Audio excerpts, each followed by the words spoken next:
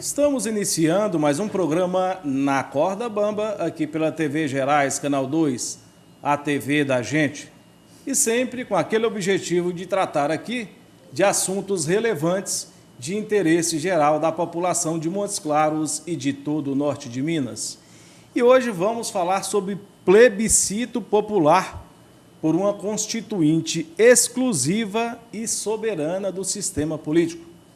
E para falar sobre esse tema de extrema relevância para todos nós, recebemos hoje Yasmin Schecker e Pablo Rios.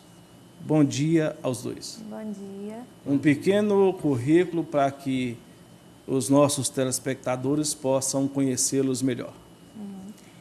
Bom dia, eu sou Yasmin. Minha formação é em serviço social.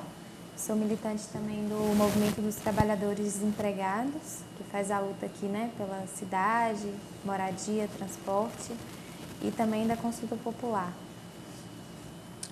Me chamo Pablo Rios, eu sou do sul de Minas, de uma cidade que chama Três Pontas, por isso sotaque carregado, porteira. Eu estudo Ciências Sociais na Unimontes e construo o Levante Popular da Juventude e estamos juntos para pautar o plebiscito aí para a população. O que é um plebiscito para a gente iniciar esse bate-papo e, naturalmente, para que o nosso telespectador tenha uma ideia melhor do que se trata? Então, um plebiscito é uma consulta que a gente faz à população, E, ao mesmo tempo, é também um instrumento político de participação direta da população, nas decisões do país. E um plebiscito hoje, no Brasil, só pode ser oficialmente convocado pelo Congresso, assim como o referendo. E, por isso, também, essa iniciativa, o plebiscito tem essa característica de ser uma consulta à população sobre o que a população acha de determinado tema, no caso agora sobre a reforma política. É geralmente um tema mais polêmico, é isso? Talvez um tema que o Congresso ou que o poder público não permite que a população discuta efetivamente, Esse é o caso do plebiscito pela reforma política que a gente está pautando aqui hoje, A reforma política é um tema que apareceu aí na conjuntura, na realidade, mas que não foi discutido amplamente pela população. Então, é uma oportunidade da população também discutir sobre um tema e opinar sobre ele, As propostas de uma reforma política já vêm se arrastando no Congresso Nacional já faz pelo menos 15 anos. Então, frente a essa paradeza de conseguir efetivar a reforma política, um plebiscito para poder colocar isso na pauta do dia das mudanças do sistema. Até para que nosso telespectador entenda também, ele tenha uma visão mais ampliada, a diferença entre plebiscito e referendo. O plebiscito oficial, ele é puxado, é uma consulta também à população, e é puxado pelo Congresso Nacional, só por ele, para ver se a população aceita ou não determinada lei que ainda não foi promulgada, ainda não foi efetivada essa lei. O plebiscito é isso. O referendo não, o referendo a população é consultada, mas para falar sim ou não para uma lei que já foi aprovada, tanto no Congresso quanto pelo Poder Executivo. Então, essa é a diferença. Como você colocou, Pablo, essa reforma política ela vem sendo discutida no Congresso Nacional há algum tempo. E parece-nos que não há vontade política efetiva, para se efetivar isso. O plebiscito ele teria a perspectiva de apressar, de acelerar essa decisão? Eu acredito que sim. A iniciativa do plebiscito popular se deu muito em função das manifestações que ocorreram no ano passado, em junho e julho de 2013. Então, essas manifestações trouxeram um pouco para o Brasil do que o povo está querendo, O que a gente percebe é que as manifestações, foram o público que estava, era jovens e trabalhadores, indignados ou, com a questão do transporte, mas, para além disso, com as próprias instituições que estão colocadas hoje, Então, seria necessário que se fizesse, de fato, uma reforma política no Brasil para que essas insatisfações pudessem ser sanadas, assim, nesse sentido. Mas eu acredito que o plebiscito, a ideia também falta uma vontade política, mas ao mesmo tempo, nesse período das manifestações, a presidente Dilma foi à televisão e se colocou para que o governo participasse e convocasse um plebiscito popular, né? Mas existem outras forças que participam do governo, né? Que não são forças de oposição ao próprio governo, mas que compõem ele também, né? Que não permitiram que essa proposta passasse, assim. E por isso a iniciativa de nós, movimentos populares, tomarem essa pauta para nós e ser construído um plebiscito popular, assim, né? Pelo povo. Porque também diversos setores da política brasileira têm a sua própria ideia de reforma política. Então, ainda não tem um consenso de como se executar essa reforma política, justamente por isso, diversas ideias, então não passa na hora da votação. A importância do plebiscito popular é isso, é mostrar para essa classe política que o povo quer ser consultado e decidir sobre o seu próprio futuro. Yasmin, você colocou aí sobre essas manifestações populares. Como nós podemos avaliá-las? As manifestações, elas são legítimas? Aqueles atos de violência também que ocorreram, enfim, como nós podemos avaliar aí essas manifestações, principalmente de jovens? A nossa avaliação é que essas manifestações serviram para que a gente saísse de um período, né, no Brasil de, acho que, comodismo do povo, assim, e para, de fato, colocar as insatisfações do povo brasileiro nas ruas, né? Eu acho que a gente, pelas pesquisas que saíram, né, 89% da população apoiou as manifestações que ocorreram, assim, né? Então, a gente acredita que as manifestações serviram para a gente começar aí um novo período no Brasil, que é um período da população começar, né, reiniciar o processo da luta pelos seus direitos, assim, né? Tanto para não perdê-los e para conquistar mais direitos, né? Que eu acho que tem a ver com isso, as manifestações. Elas são legítimas? São legítimas. E diversas pautas foram mostradas durante as manifestações. E todas elas se unificam na pauta da Constituinte, exclusiva e soberana. Por isso, um plebiscito popular que corresponde a todas aquelas inúmeras pautas mostradas durante as manifestações de junho do ano passado. Registraram-se durante essas manifestações também atos de violência, que naturalmente não levam a lugar algum. Como vocês dois avaliam esse quadro? Eu acho que houveram, de fato, né, algumas manifestações de violência. Assim, a gente acredita que não é por meio da violência que a gente faz luta, assim, mas também é uma forma de luta, né? A violência sempre acontecia, né, focado nos bancos, que são representantes, né, do poder econômico hoje no país. Então, a violência exercida, né, nessas instituições também tem um cunho político, né? Apesar de não ser, acho que, a via mais adequada para a construção da luta. Assim.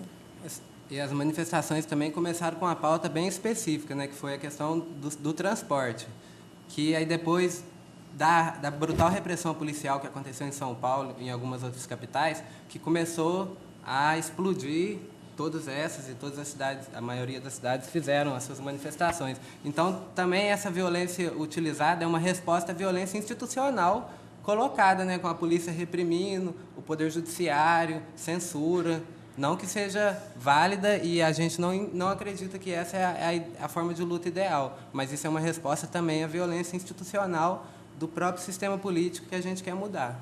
O ideal seria que nós tivéssemos sempre manifestações pacíficas e ordeiras. Seria mais fácil, naturalmente, de se atingir objetivos. Eu acho que as manifestações devem ser pacíficas, mas elas têm o papel de cumprir uma pressão, assim, né? Então, depende também do que a gente chama de pacífico, né? Às vezes, ocupar um órgão público não é considerado como pacífico, mas a gente acredita que é um direito do povo também usar essa forma de luta, né? Assim. Vocês disseram em transporte público. Como a gente poderia avaliar o transporte público, principalmente em nossa cidade, já que vivemos aqui, e essas manifestações também, elas surgiram, né, como o mote transporte público. Assim, eu enxergo o transporte público de Montes Claros precarizado e muito caro. E isso já é uma pauta que a população e os movimentos sociais já vêm batendo nessa tecla há um tempo já, desde pelo menos abril de 2013, depois continuou em junho, mais recentemente teve também, e isso só mostra a própria influência que esse setor econômico das grandes empresas de transporte tem no próprio poder público, onde encontra nele o principal aliado para manter um transporte precarizado e muitas vezes caro, que não atende aos anseios reais assim da população, principalmente quem mora dos bairros mais distantes, né? Sim, você? Eu acho assim que o transporte público, eu acho que é um gargalo da questão da mobilidade urbana, né, como Sim. um todo no Brasil, assim. Mas aqui em Montes Claros não é diferente, né? Como o Pablo falou, o transporte público hoje aqui é extremamente precarizado e com uma tarifa muito alta, tendo em vista o serviço oferecido pelo município, assim, né? E existe uma aliança muito forte entre o poder público municipal e as empresas de ônibus aqui na cidade, né? Essa aliança política e econômica faz com que o serviço seja oferecido à população, né? Não de forma pública, como deveria ser o transporte público, e nem com qualidade, né?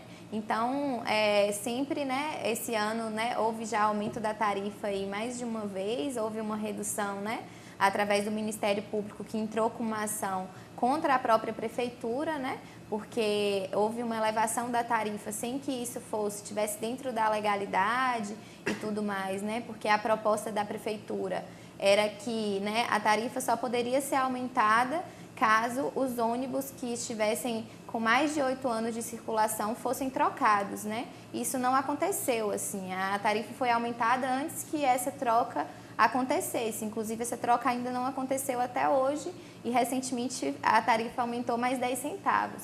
Então, esse aumento também contínuo que a prefeitura faz com que o povo também acabe naturalizando uma tarifa tão cara de um transporte público tão precarizado. Os problemas do transporte público são os mesmos.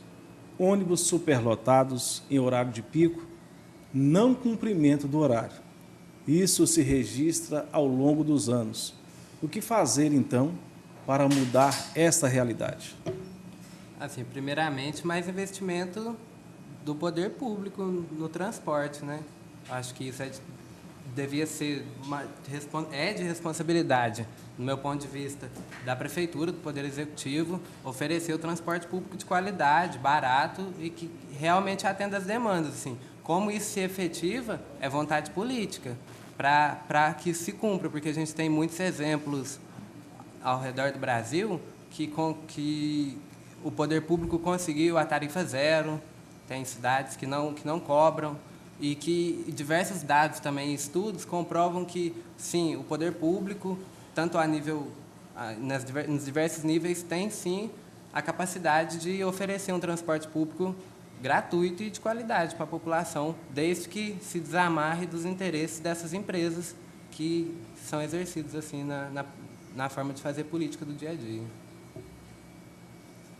Eu acredito que eu acho que a solução seria, né, o Estado subsidiar parte ou totalmente, né, a tarifa do transporte para que de fato ele seja público, mas a gente acredita que a saída é de fato a reforma do sistema político, assim, né?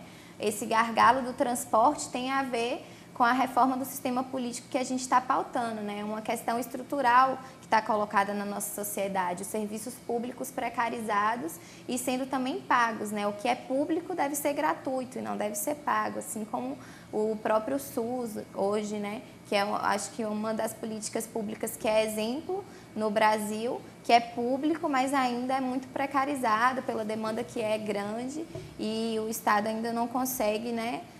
Fazer com que seja um serviço de qualidade num tempo pequeno, né?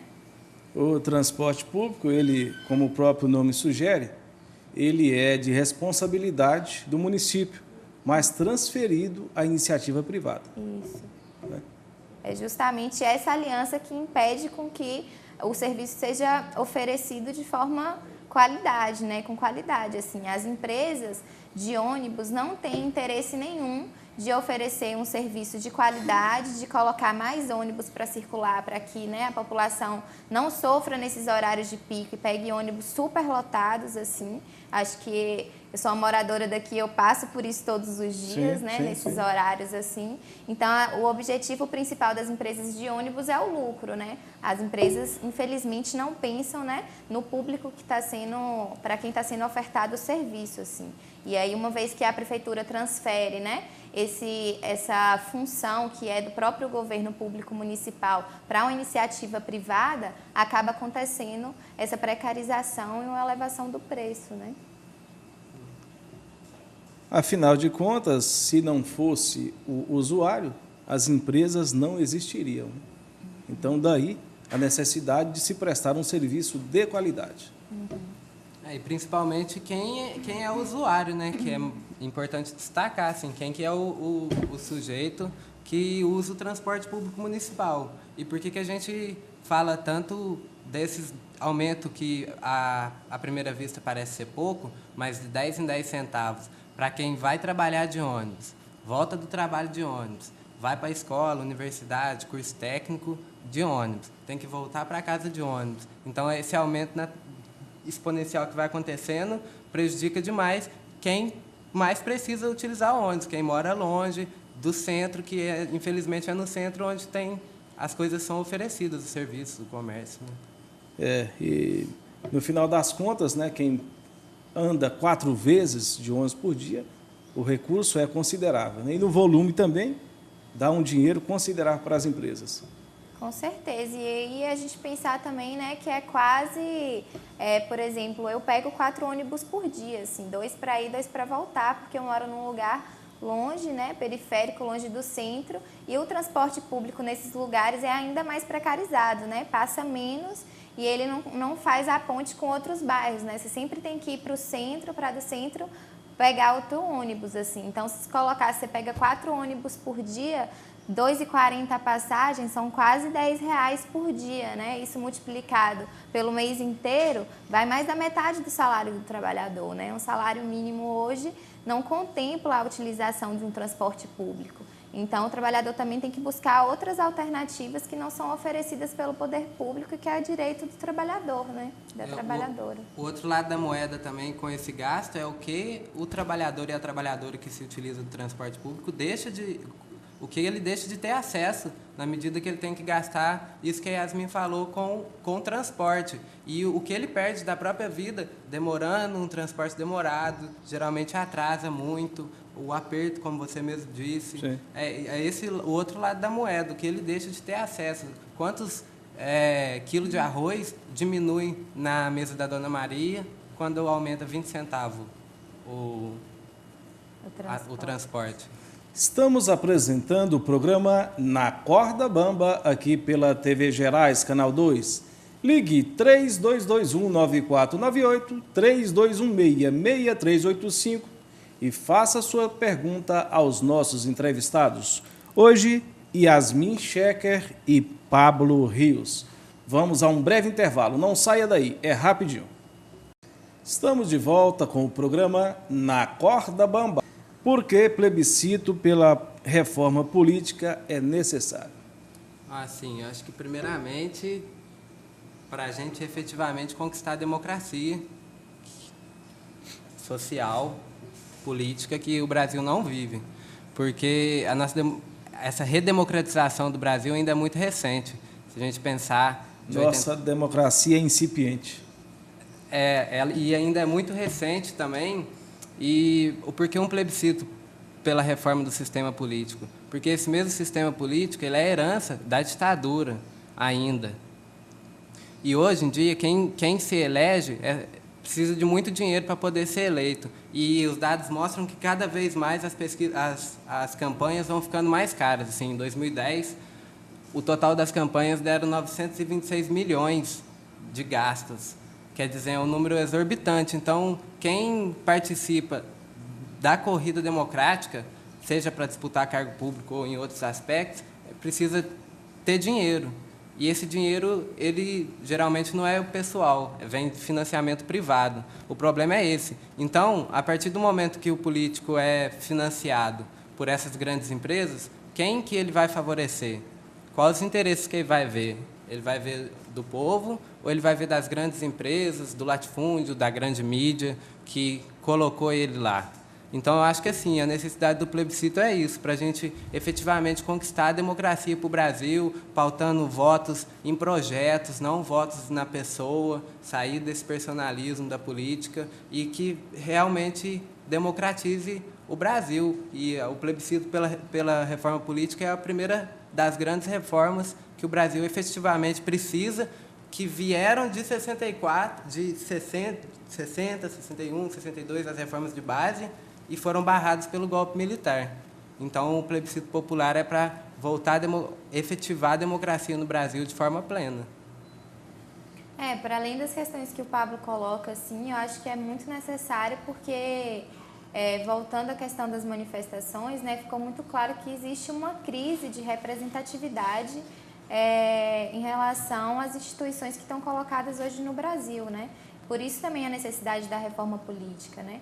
Quando a gente fala também, né, de financiamento público de campanha, né, de competição igual no sistema eleitoral, a gente está falando também de dados, né? A nossa cartilha traz que, por exemplo, em 2008, as empresas privadas doaram 86% dos recursos investidos nas campanhas eleitorais. Em 2010, esse número sobe para 91%.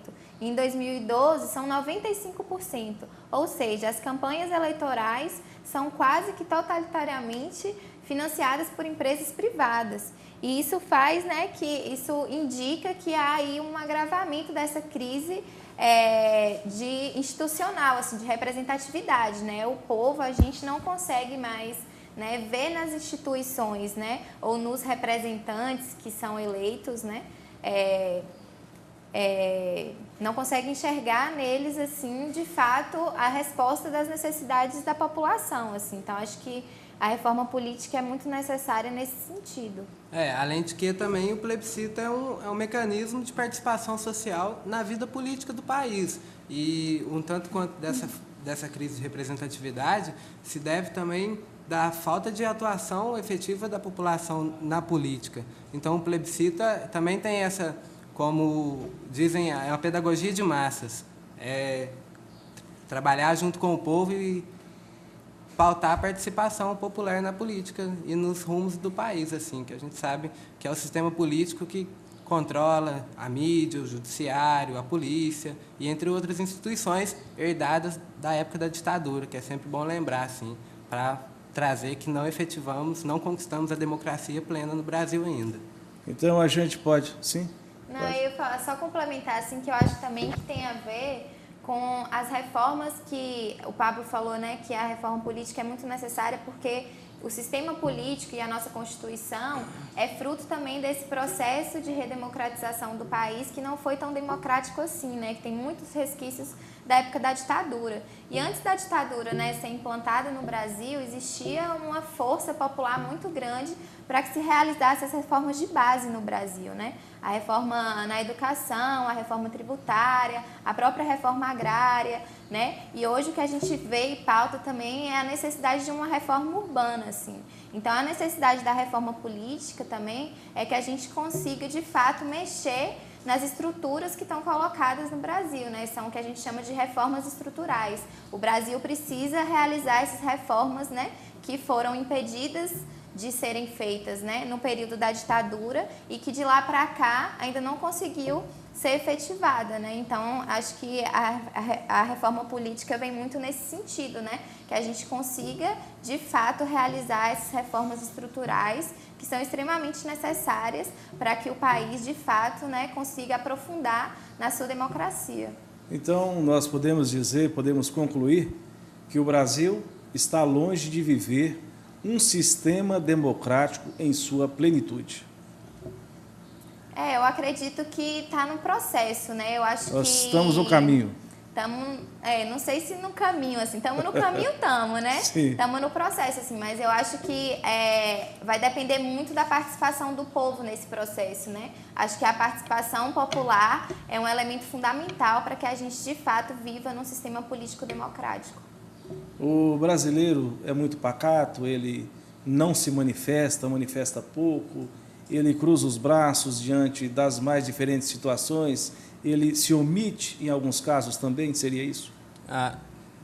Eu acho que não, assim, porque na própria história do Brasil, a história do Brasil é repleta de manifestações populares, revoltas, a gente tem Canudos, cabanagem, então não digo que o povo seja pacato ultimamente ou passivo. Não, também ultimamente não. Assim, as próprias manifestações de junho e as diversas manifestações que ocorrem cotidianamente, mas que não têm visibilidade, porque elas vão contra o interesse de quem controla realmente a grande mídia, por exemplo. Então, assim, um fato sobre as manifestações de junho do ano passado, que mostra que a população, principalmente os jovens, querem mais avanços, porque de um tempo para cá a gente está tendo avanços no país. Sim, o ProUni foi um avanço muito grande, eu enxergo o Bolsa Família como um avanço muito grande. A Dona Maria, que eu gosto de me referir, não fazia 3 refeições no dia e hoje ela faz. Então as ruas vieram mostrar que sim, tivemos os avanços, gostamos, participamos, mas queremos mais,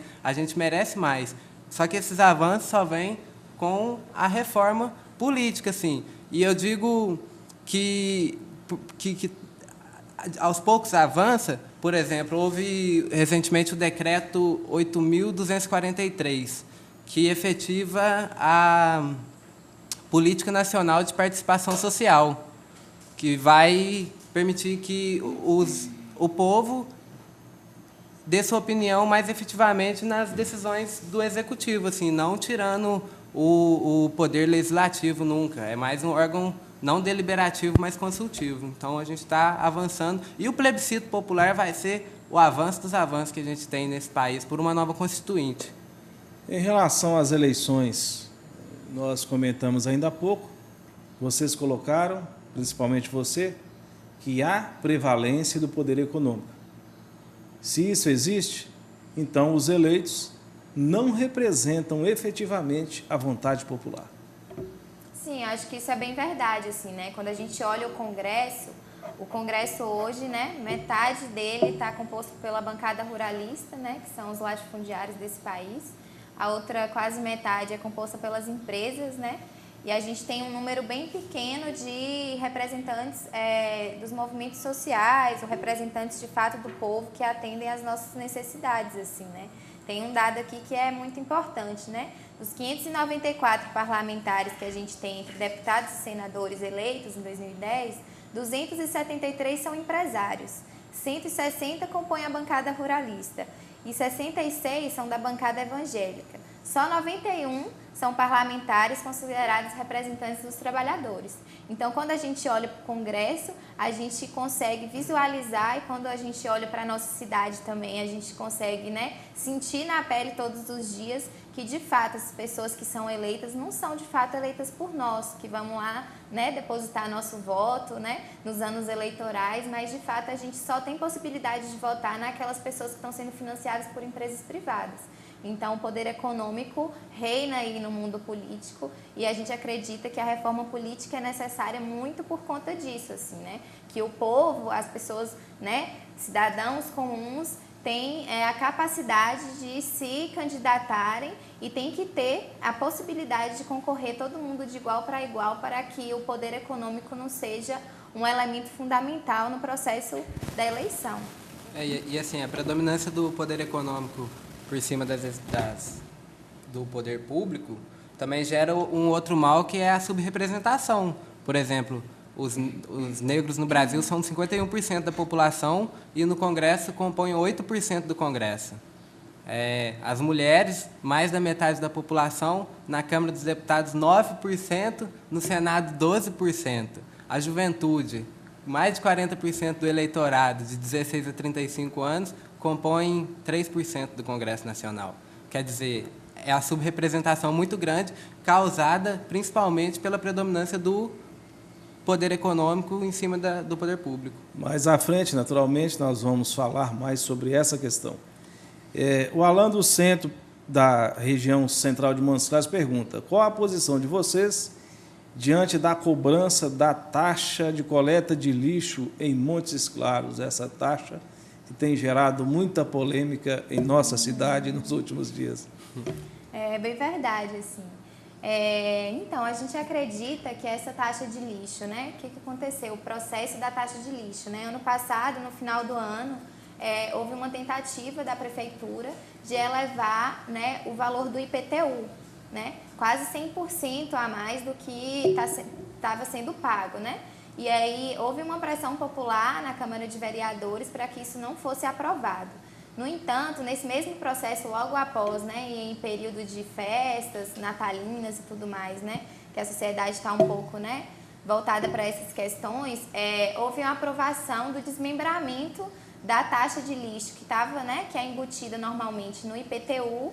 E nesse desmembramento, a prefeitura, né, aproveitou desse desmembramento e elevou o valor da taxa de lixo cobrada. Assim. Então, isso foi feito de forma irregular e ilegal, assim, né, inconstitucional, porque, pelo que a gente sabe, pesquisou, assim, a taxa de lixo não é algo que pode ser... O lixo não pode ser quantificado, né? Não tem como dizer quanto de lixo cada pessoa produz, assim. Então, em torno disso, a gente, inclusive, fez uma luta, né? A gente puxou uma manifestação na Praça Doutor Carlos, justamente para informar e para colher assinaturas da população que estava indignada e que ainda está indignada com esse valor absurdo que está sendo cobrado da taxa de lixo. É um serviço que a prefeitura oferece muito precariamente, assim. A gente, né, sabe, a gente que mora aqui sabe que o lixo passa, né, muito de forma não organizada, e é um serviço que nem o lixo não passa todos os dias. Quando passa, né, é um dia sim, outro não, você não sabe que dia o lixo vai passar. Então, não é um serviço que é oferecido, né, para ser pago assim com valores tão grandes. É um direito da população ter uma cidade limpa e organizada, e esse é um papel da prefeitura. Então, a gente acredita que não deve ser cobrado da população, né, é um serviço público que já está embutido nesse valor do IPTU. Se há necessidade de desmembrar essa taxa de lixo do IPTU, não quer dizer que ela deve se elevar, né? Os preços são aí em torno de R$100 a R$400 e depende também da localidade onde você mora, né? Então, nos bairros mais distantes, né, ficou nessa faixa entre R$100 e R$200, mas na área do centro chegou a ser R$300, R$400, assim. Então, a gente acredita que isso também é fruto de uma especulação, né? Faz parte da especulação imobiliária de determinar, né, a taxa de lixo por onde cada um mora, assim, né, de determinar que em tal local da cidade ali a vida é mais cara, em outros lugares não é. E a gente acredita que a prefeitura tem a obrigação de reduzir essa taxa de lixo a um valor tipo R$20, que é o que a população, né, pode e deve pagar por esse serviço, e que ele deve ser um serviço de fato que deve ser de qualidade, assim, independente do valor que a população pague, assim, né? Acho que é o papel do poder público oferecer esse serviço, assim, é um direito. E também, assim, um maior esclarecimento perante a população sobre essas cobranças que vêm, porque, como a gente falou do transporte, o aumento do transporte foi de um dia para o outro e, de repente, você estava no ônibus, você vai pegar, mas não tem nenhum dinheiro, aumentou. Então, assim, também ter um maior diálogo com a população quando for ter essas cobranças, ou então consultar a população para ver se ela é a favor ou não, ou como ela enxerga isso, porque realmente quem vai precisar do serviço é a população e quem vai oferecer é a prefeitura, então tem que ter um acordo muito bom que favoreça o povo. Então, vocês reconhecem que a taxa é devida, questiona-se o valor, é isso mesmo? Eu entendi assim? Sim, a gente acredita, né, quando a gente, enquanto, né, movimento que organiza a luta na cidade, a gente chamou esse ato, assim, foi no intuito de dialogar com a população, né, que estava indignada e que a gente ouvia em todos os lugares, todo mundo reclamando dessa taxa de lixo, mas dizer assim, vamos boicotar essa taxa de lixo, assim, não vamos pagar, porque a gente acredita que esse valor é um valor absurdo.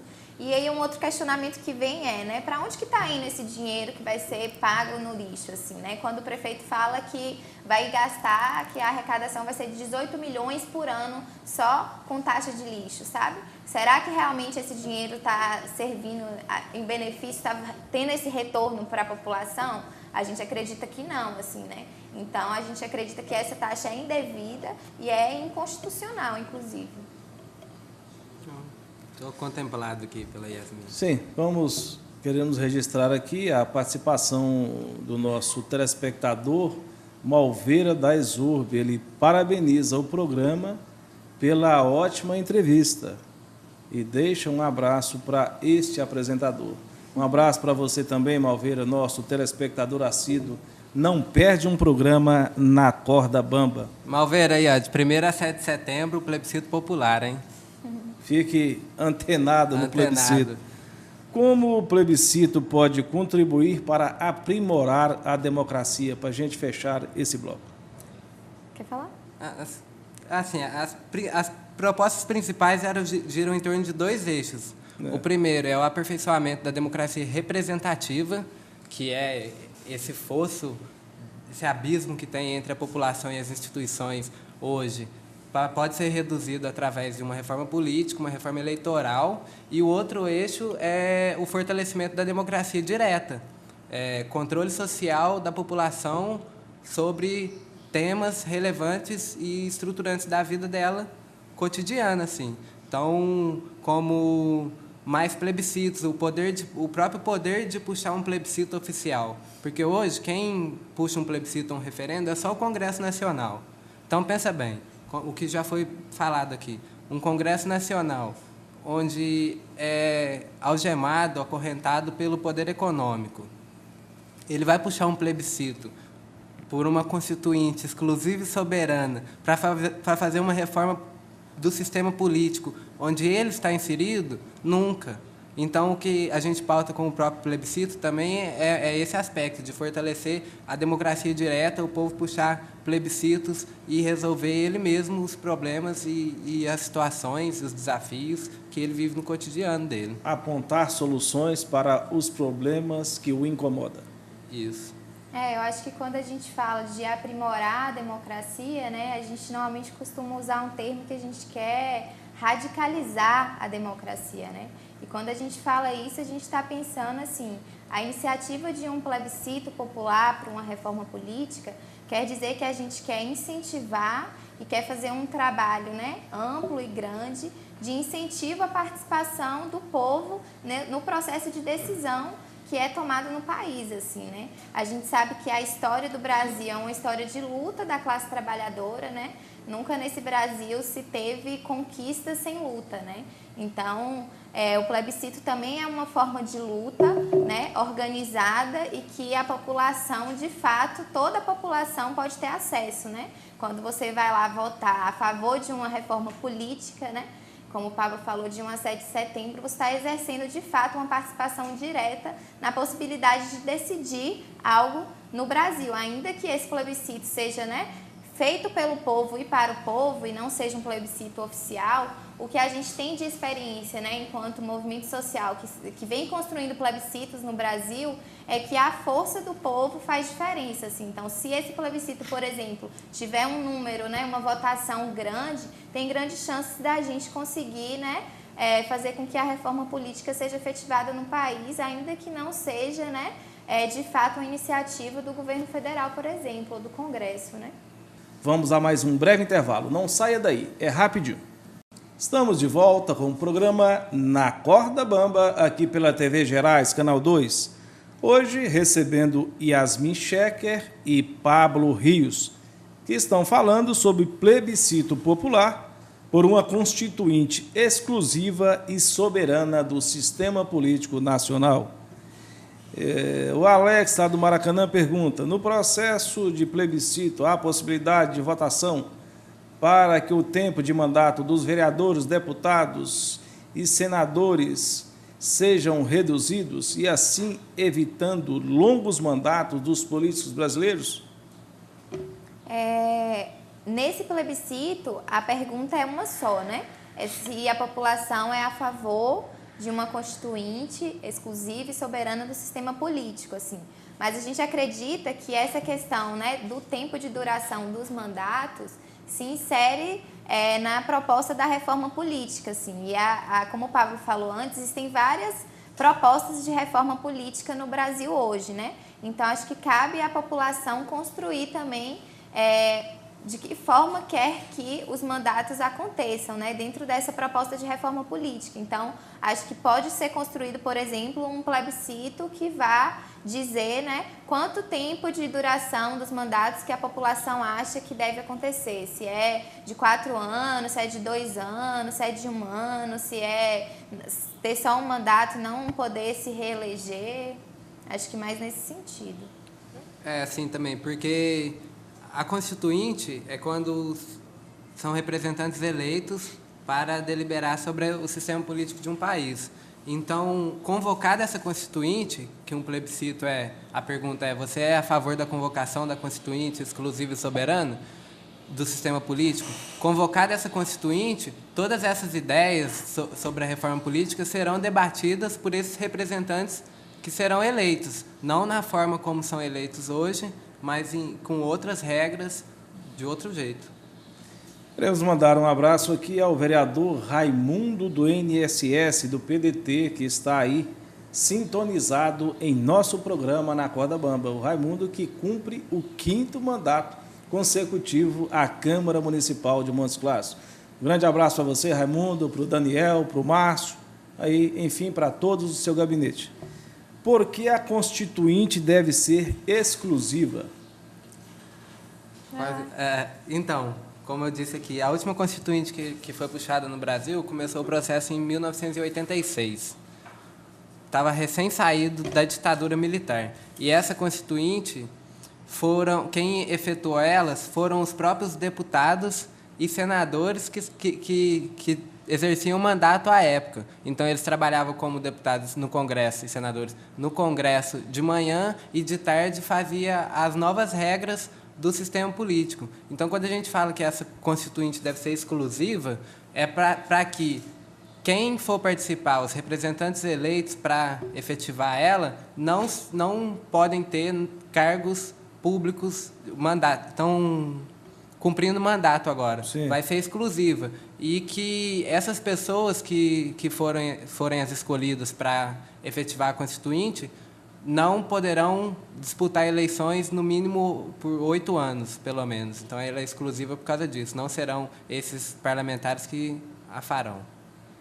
Eu acho que tem a ver, assim, é exclusivo porque o processo da Constituinte seria, né, formar um grupo de pessoas eleitas da própria população exclusivamente para Constituinte. Acabado esse processo, as pessoas, né, voltam a ser cidadãos comuns e não perpassa, né, pelas pessoas que já estão eleitas, que participam do Congresso, que têm cargos, né, parlamentares aí, participarem desse processo até para que elas não tenham nenhuma influência na Constituinte, assim. Então, é uma exclusividade nessa questão, assim, né? Também fazer o processo da Constituinte com novas regras, né? Quando a gente fala de reforma política, a gente está querendo dizer que a gente quer mudar as regras do jogo, né? Não quer mais essas regras, porque elas não nos contemplam.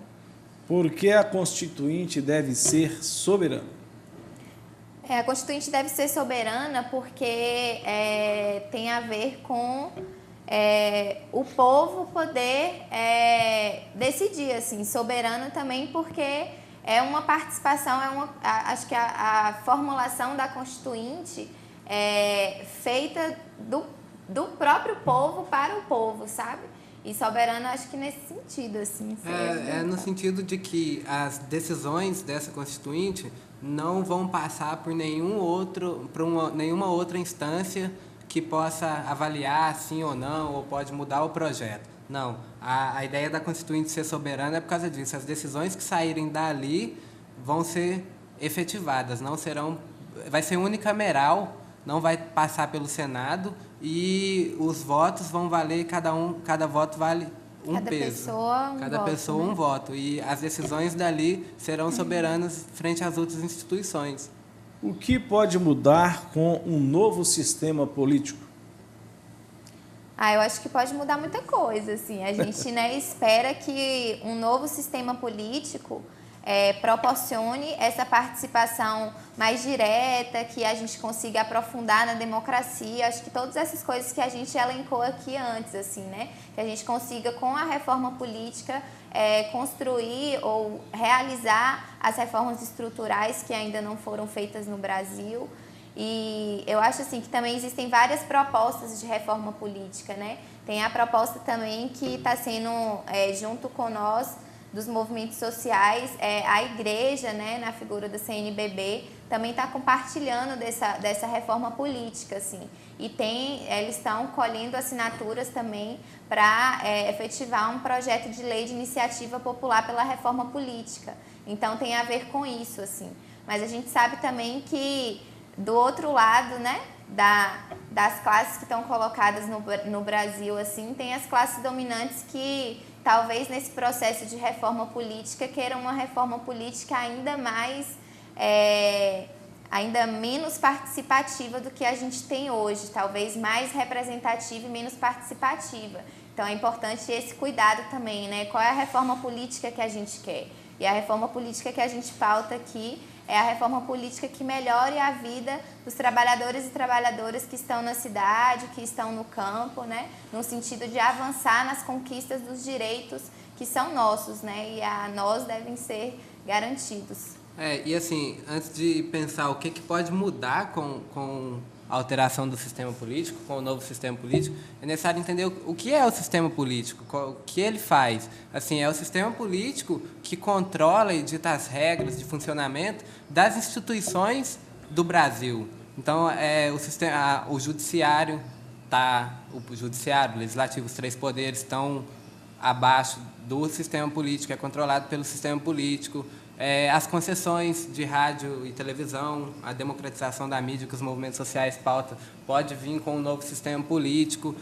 Instituições como a própria polícia, que é fruto e avançou e personificou ainda mais durante a ditadura militar. Então, assim, se o sistema político essa instância que controla essas instituições, todas essas instituições que a população na rua mostrou que não as representa, tem de ser mudada.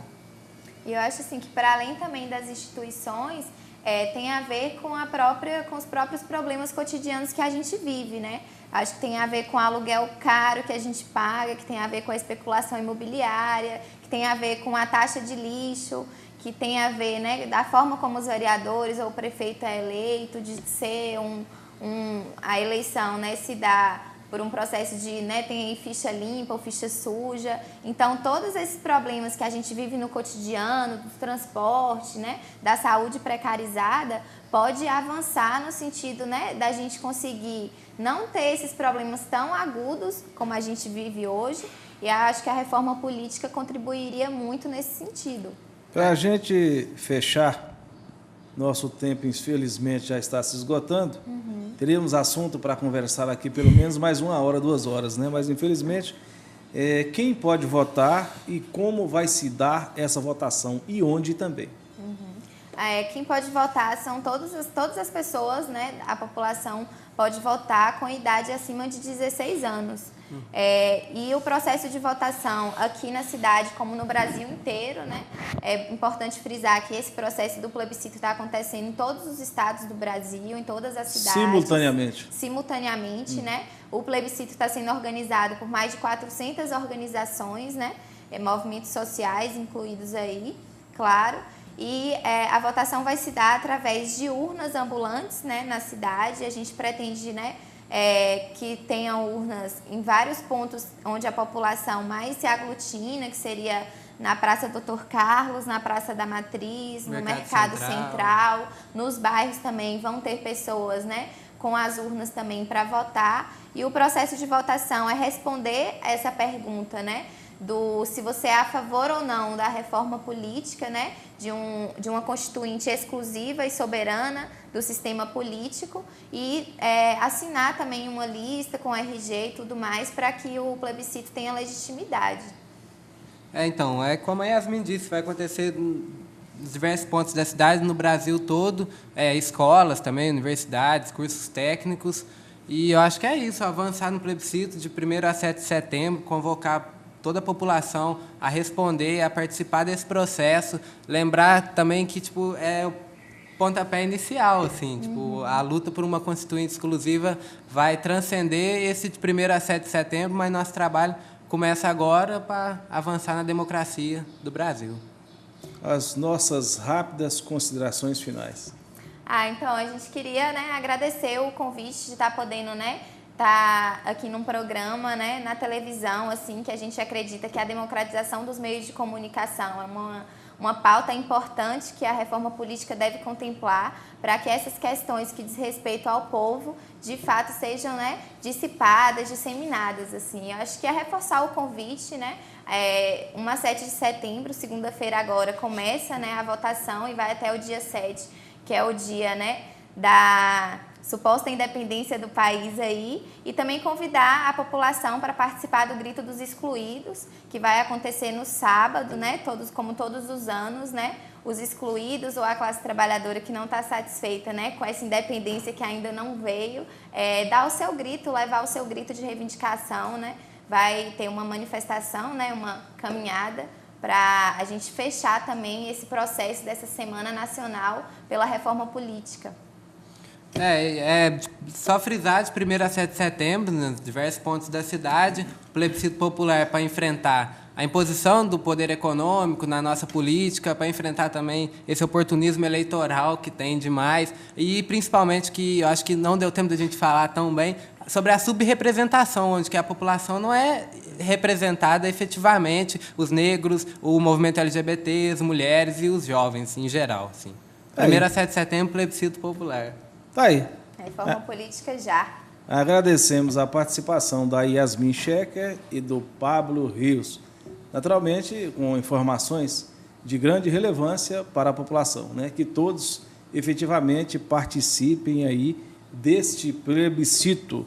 E para a gente encerrar, quero mandar um abraço para o pessoal do Encontro de Casais com Cristo, lá da Catedral de Nossa Senhora Aparecida, ao Frei Valdo, né, que é o pároco lá da Catedral, e o diretor espiritual do Encontro.